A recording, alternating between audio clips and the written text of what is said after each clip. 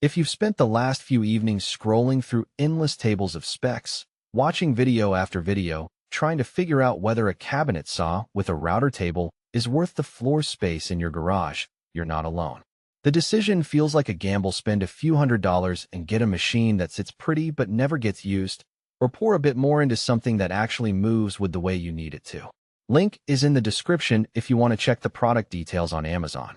In this review, I'm going to walk through the everyday reality of the Grizzly G1023RLWX, point out where the money really goes, and help you decide if this is the tool that will finally make you want to finish that dining room table you've been sketching for months. First off, let's talk about the core of what makes a cabinet saw feel solid in a workshop. Grizzly has gone with an all-sealed ball bearing construction and a serpentine drive belt. In practice, that means you'll hear far less whine when you spin up to full speed, and the belt life tends to be longer than the classic belt setups you see on budget models. I've seen a few shop owners mention that the belt on older machines can start slipping after a couple of hundred cuts, leading to inconsistent blade speed and a lot of frustration. With the serpentine design, the load is spread across multiple points, so the belt stays tensioned and the motor can maintain that steady 5 HP output even when you're ripping a 2x6 board at 4,000 revolutions per minute. That steadiness translates directly into cleaner cuts, especially when you're making repeated passes for a dovetail or a tight groove.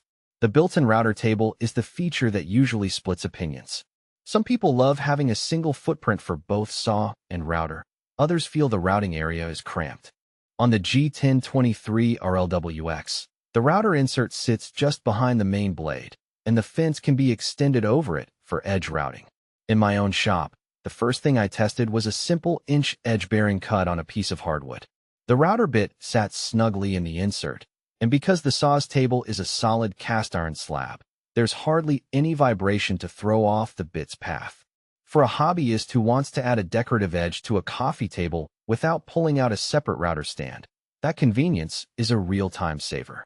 However, if you routinely run larger router bits, say a 2-inch straight bit for mortising a cabinet carcass, the space can feel restrictive.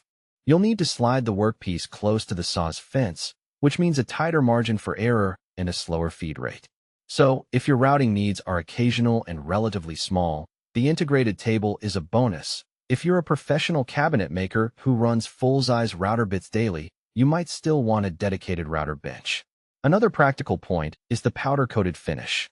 Unlike a plain sheet metal that can start rusting after a spill, the powder coating on this Grizzly unit holds up well against the inevitable splatter of resin, glue, or coolant you'll see in a real woodworking environment. I ran a quick test by wiping down the table with a damp rag after a day of cutting MDF. No streaks, no flaking. The finish also makes cleaning a breeze. A quick swipe with a shop vac and you've got the surface ready for the next cut. For anyone who hates the idea of constantly battling rust spots or paint chips, that's a subtle but worthwhile win. Now let's talk about power delivery. The 5 HP motor is rated for 240V, which means you'll need a dedicated circuit in your shop. If you're working out of a standard 120V residential garage, you'll either have to upgrade your electrical panel or look at a different model. The upside of the higher voltage is that the motor can sustain its torque through thicker material without stalling.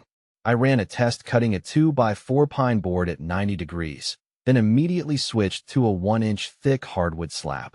The motor stayed cool and didn't bog down, which is a real confidence boost when you're tackling a job that mixes soft and hard species in the same project. One hidden trade-off that often gets overlooked is the size of the cabinet itself. The G1023RLWX is a full-size cabinet saw, meaning it's about 50 inches tall and takes up a sizable footprint.